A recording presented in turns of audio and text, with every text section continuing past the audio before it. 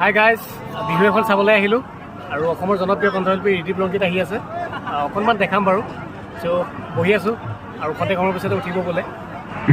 এটা কথা জানেনে, বিহুৰ ছিজনত কমিটিয়ে কৈ থকা আটাইতকৈ ডাঙৰ মিছা কথাটো, খন্তেক সময়ৰ পিছতে আমাৰ কণ্ঠশিল্পী উঠিব, খন্তেক সময়ৰ পিছতে উঠিব, আটাইতকৈ ডাঙৰ মিছা কথা। বহুত সময় বহি আছোঁ, এতিয়ালৈকে উঠাই নাই। চাওঁ আৰু অকণমান সময় আছোঁ আৰু।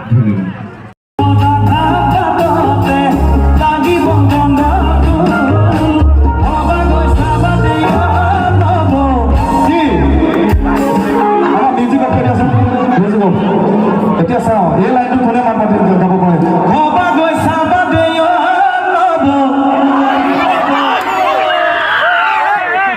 আৰু মাছো ল'ব লাগিব, বৰ লাজ কৰি গাইছে।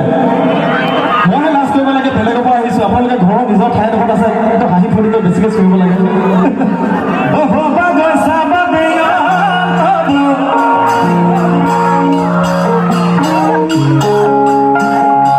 ধন্যবাদ, ঠাইটো খুব ধুনীয়াকৈ গাইছে মালিকটোৱে।